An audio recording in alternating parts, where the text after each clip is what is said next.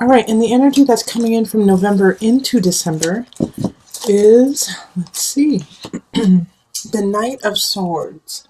So with the Knight of Swords, this is a message, a quick message coming in from an air sign. That's going to be a Libra, Gemini, Aquarius energy. Since we don't have anything surrounding it, it could be good and it could be bad. Let's see what happens with all the cards. So we have the Six of Wands, we have the Five of Cups, we have the Two of Cups reversed, and then we have the Four of Wands. This is interesting, these two here. And then we have the Seven of Discs, we have the Nine of Cups, the Ten of Swords reversed, and then the Ten of Cups reversed. This is so strange right here. Oh my gosh, I can't wait to get into it. All right, and then we have the Nine of Discs, and then the Three of Cups. All right, Capricorn, you have a really interesting reading. So I'm going to move everything up so you can look at it while I'm talking about it. Excuse me, I've been talking all day, so I'm a little hoarse. So right here, we have the opposites here. Okay, so we have the Two of Swords reversed, and then I have the Four of Wands right next to it. So it's like this disconnect happening. So let's look at this line here, because we have victory coming in, and so I feel like the Knight of Swords is coming with a message that you win, that you succeed at something. And so you're, at first you're really excited about it, but how the Knight of Swords brings in this victory, it's so short. The time to kind of revel in it doesn't last very long before you realize that there's other aspects to this victory that you haven't anticipated. So it's oh yay, I just won all of this wonderful things and situation, and yet there's so many things beneath it that you have to take care of. And so I feel it's you get a new job, but then you have to move away from your friends and family, or you meet someone that you really care about, but they live in a different country kind of situation. So it's oh my gosh, I'm so excited, but at the same time, it's not going to work in my life right now. And because I see that with the Two of Cups, especially, and the Four of Wands, because it's this victory happens, but it's not, it's just not gelling all together. And so what you really have to ponder in December is the work that you put into it, is it going to lead to a positive situation? Is it going to lead to everything you've ever desired? Because if it is going to lead there, in the process, you are truly going to have to let a whole situation go. So if you're if you're in a relationship and it's going really, really well, but then this person you care about is you know what, I need to move to England. You're what? And they're but I want you to move with me. Is moving with them what you want to do? Is moving, if a company says, I want you to go somewhere, or I want you to switch departments, or I want you to do something completely different than what you're doing now, is it worth it to you to pick everything up that you've built and switch it over to this new thing? Because it will be a sacrifice, but what I see with it is it's worth it. Okay, because we have the Ten of Cups, we have the Nine of Discs, and we have the Three of Cups coming together.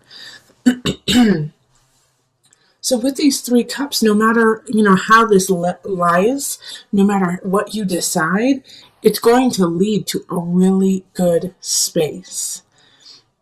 So congratulations, and I'm sorry you have to make a decision. Because it's you have some of the most positive cards here. The Four of Wands, the Ten of Cups, the Three of Cups, the Nine of Discs, the Nine of Cups. The Six of Wands. It's celebration, celebration, celebration. But at the same time, there is a disconnect, and you're focusing on this part of it that you're yeah, all this wonderful. These wonderful things are happening, but at the same time, I'm going to lose out on some things I really adore. But no matter what happens, know that you're going to land on your feet, Capricorn. That's what's so great about this. And so I feel like the Knight of Swords has ushered that in November and said, okay, these are the changes that are going to happen. For some of you, I do see like this aspect of marriage coming up. Like you might have proposed to someone, or they proposed to you, and it's like it might have not been done in the way you had wanted, but it happened, and now you're planning the wedding, and like some of the details aren't exactly how you wanted, but it's still a wonderful celebration, and it's still going to end in a really great union. But what the thing that I like that's holding me back on it being 100% of a great union is this Two of Cups in reverse. And then this Ten of Swords in reverse, too. And I don't necessarily think it's because the union is bad or that it's not a soulmate connection. I think you're afraid. I think you're afraid of the connection, and I think you're afraid. You're like, ooh, is this the one? Am I on the right path? Am I supposed to be with this person? Because this whole entire reading has to do with relationship, has to do with people. It can, like I said, and talked a little bit about that, it could have to do with work, but I really see it being more about relationship, celebrating relationship, letting go of relationship too, because the Ten of Swords is like, you gotta let go of someone. So in some instances, I feel like Capricorns, you've met someone you really care about, you've been with them for a while, you've proposed, but you haven't finished like filing a divorce, or you haven't finished taking care of a past relationship before moving on. So you got to do that and go through all the steps to finish that up. But with the Nine of Discs too, it's just like beautiful, beautiful, beautiful Venusian happiness that's just coming your way. It's about time, isn't it, Capricorn, for you to be able to celebrate. I love this. All right, so we're going to pull on the Noah Naphew deck, the visionary cards, just to bring it all together. Oh, this just popped out. Okay, so the Watcher. Try looking at a situation from a distance, as if you are hiding in a jungle and observing something from a distance, without being noticed. This distance will give you clarity and objectivity to help you understand the situation better. Your vantage point is much more limited when you are too close to something. Better to get distance before taking action. All right, so in this situation here, it's like you might be really looking at the nitpicky details, like I was saying, like in if you're planning a marriage or if you're planning a celebration, you're like, those are not the cups I wanted. That is not the chairs I wanted. You're looking at these fine details, but it's like the details that no one's going to remember. So look at the whole picture and what the whole event is about what you are celebrating, because that's what people are going to remember, the way they felt when they were with you.